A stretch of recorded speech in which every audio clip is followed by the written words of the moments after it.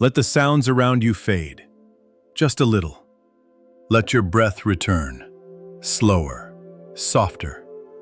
There's nothing to do, no need to understand, no need to remember. Just sit and listen. A few stories are about to unfold. They don't argue. They don't explain. They arrive quietly, like a thin wisp of smoke. And if you're not in a rush, they might touch something deep inside you. They don't teach in the usual way, but somehow they illuminate. They don't promise anything, yet they may wake something that has long been waiting. Sometimes, a pause between two words speaks louder than an entire teaching. Sometimes, an old teacup, or a sound no one else hears, opens the door inward. If you listen with stillness, you'll begin to see. These stories are not outside of you. They are mirrors, echoes, reflections of your own heart. And now, if you feel ready, we'll begin. Slowly, without urgency. Let the stories tell themselves, now that you've stopped trying to hear. The Angry Man and the Buddha. If you do not accept someone's gift of anger, it still belongs to them. One afternoon, while the Buddha sat teaching beneath the trees, a man approached, his face tense, his eyes filled with fury. He had heard of the Buddha's teachings and the peace others seemed to find in his presence, but instead of curiosity, he felt threatened, angry. Maybe it was the stillness. Maybe it was the way the Buddha didn't react like others did. The man stepped forward and began shouting. "You're a fake," he said. "Nothing but a man in robes pretending to be enlightened. People speak of your wisdom, but I see nothing special." The Buddha remained calm, silent. Not a word, not a flinch, just presence. The man grew louder, more aggressive. "How dare you sit there so quietly? Do you think you're better than me? Say something." But the Buddha said nothing. He simply looked at the man, with compassion, not defense. Frustrated, the man finally yelled, "Why don't you respond? Don't you care what I think of you?" The Buddha spoke softly. "Tell me, if someone offers you a gift and you choose not to accept it, who does the gift belong to?" The man blinked, caught off guard. "To the one who offered it, of course." The Buddha nodded. "And so it is with your anger. I do not accept it." In that moment, the man felt the weight of his own rage. The fire that had burned inside him, the heat he thought would hurt others, had only ever scorched his own heart. The Buddha continued, "Anger is like a hot coal you hold in your hand, intending to throw it at another, but you are the one who gets burned. Why do we cling to anger so tightly?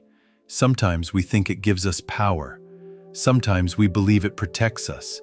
But in truth, it binds us, it blinds us, and it hurts no one more than ourselves." In that quiet clearing, the man finally understood. He lowered his voice, his hands softened, and for the first time, he let go. The monk and the teacup. The cup is already broken, accepting impermanence to live peacefully. In a quiet Zen monastery nestled among pine-covered hills, a respected monk sat with his students for their daily tea. The sun had just begun to set. Golden light streamed through the paper windows, and the room was filled with the soft sound of boiling water. Everything moved slowly, deliberately, as it always did. As the monk prepared the tea, he reached for a small handmade teacup. It was simple, earthen, with a fine hairline crack that had been there for years. He held it up gently and looked at it for a long time. The students watched, curious. Finally, the monk smiled and said, "This teacup is already broken." One student furrowed his brow. "But master," he said, "it's still intact. There's no damage. It holds tea just fine." The monk nodded softly. "Yes, it's true. For now. But someday, maybe soon, maybe later, this cup will fall, or chip, or simply wear away. Nothing lasts forever." He set the cup down carefully and added, "Because I know this cup is already broken, I can truly appreciate it. I enjoy it. I take care of it. But I do not cling to it." The room fell into thoughtful silence. "Everything we love," the monk continued, "our possessions, our relationships, even our own bodies, are already broken in time. Not in a tragic way, but in a way that makes them precious. Because they will end, we can truly treasure them now." The Buddha once said, "All conditioned things are impermanent. When we see this with clear eyes, we are no longer afraid." Impermanence is not something to fear. It is a quiet invitation to hold lightly, to love fully, and to live deeply, knowing that every moment is a gift already slipping away. And so the tea was poured. Warmth rose from each cup, and in the stillness the students began to taste more than just the tea. The Buddha and the robe. True giving means offering to those who truly need, not for appearance's sake. One morning, in a quiet village surrounded by dusty paths and blooming trees, a wealthy merchant arrived to see the Buddha. He had heard of the Buddha's wisdom, and though he did not yet understand the path, he felt something stir within him, a longing, a reverence, a quiet awe. To show his respect, the merchant brought a gift, a robe.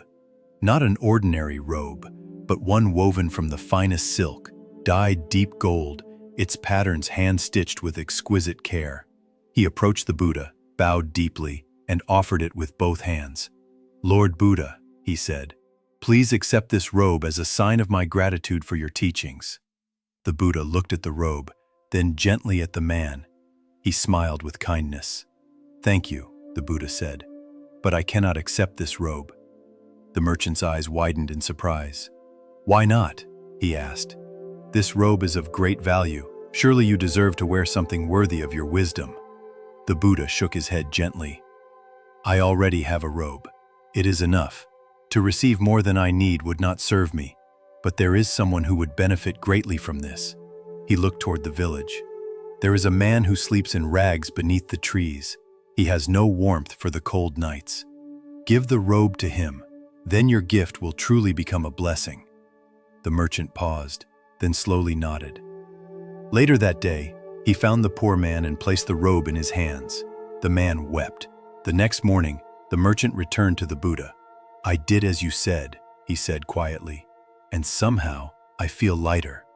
The Buddha replied, "True generosity is not about giving what is valuable. It is about giving where there is need. We often give to be seen, to feel good, or to uphold tradition. But the deepest giving asks nothing in return. It simply sees suffering and answers it." In that moment, the merchant understood. He had not lost anything. He had found something. Two monks in the river. Do the right thing, then let it go. Don't carry it in your mind. Two Buddhist monks were traveling together. An older monk and his younger companion. Their robes were damp from morning rain, their feet muddy from the forest path. As they rounded a bend, they came upon a woman standing at the edge of a wide stream. She was dressed in elegant silk, a traveler from another land perhaps, and the river had flooded from the rains. She looked down at the water in distress, hesitating, unsure how to cross without ruining her clothes. Without a word, the elder monk stepped forward, lifted the woman into his arms, and gently carried her across the river. On the other side, he set her down with care. She bowed in gratitude and continued on her way. The two monks walked on in silence. 1 hour passed, then another. Finally, unable to hold back, the younger monk blurted out, "Brother, you know we have taken vows never to touch a woman, especially one as young and beautiful as she was.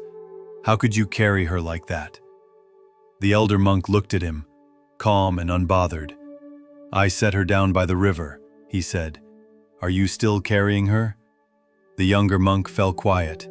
He realized he had carried her not in his arms, but in his mind, for miles. Sometimes it is not what we do, but what we cling to that weighs us down. The Buddha taught, let go of the past, let go of the future, let go of the present, cross over to the farther shore, with mind released from all things. We all carry things long after they're over, a word that hurt, a mistake we made, a judgment we've held on to. But freedom is not in fixing the past, it is in putting it down. The elder monk had let go the moment he stepped back onto the path. The younger one was still holding on. What, today, are you still carrying? The cricket in the temple. Inner stillness allows us to hear what others overlook. In the heart of a bustling city stood an ancient temple, its golden roof weathered by time, its wooden beams polished smooth by centuries of prayer. Though surrounded by noise, traffic, voices, modern life, inside the temple walls, a deep stillness remained. One day, a young musician visited the temple. He had heard stories of its profound silence, a kind of quiet that could not be explained, only felt. He removed his shoes, stepped softly across the worn floorboards, and sat alone in the main hall. Closing his eyes, he listened. At first, he heard the obvious.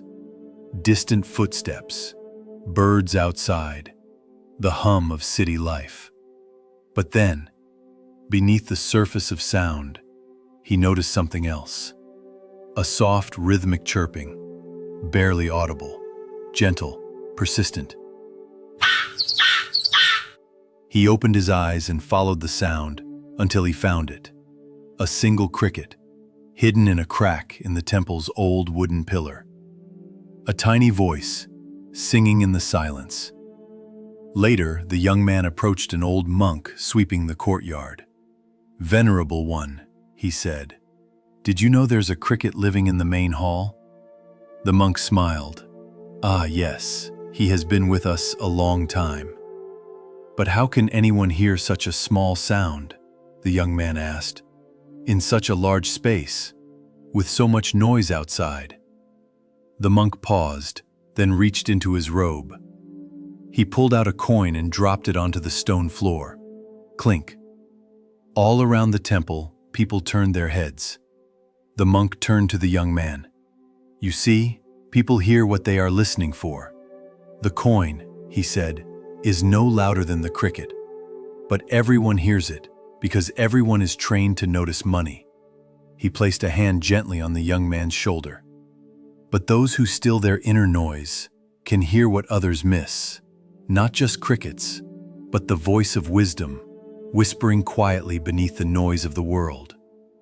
The Buddha said, "The quieter you become, the more you can hear." You've just listened to 5 quiet stories. But perhaps they weren't stories at all. Perhaps they were mirrors. Each one held a fragment of truth, not to explain life, but to return you to it. To remind you that you don't have to accept every anger offered to you, that the beauty in your hands is already broken and already precious, that giving, when guided by compassion, asks for nothing, that what you carry in your mind may weigh more than what you carried in your arms, and that even the smallest voice, like a cricket, can be heard when the noise within is still. These teachings are not far away. They are not hidden in the clouds. They are here, in your breath, your thoughts, your smallest choices. Thank you for walking gently through these moments, and may something within you, however small, have quietly opened. No need to hold on. No need to figure it all out. Just breathe. And let the stillness stay a little longer.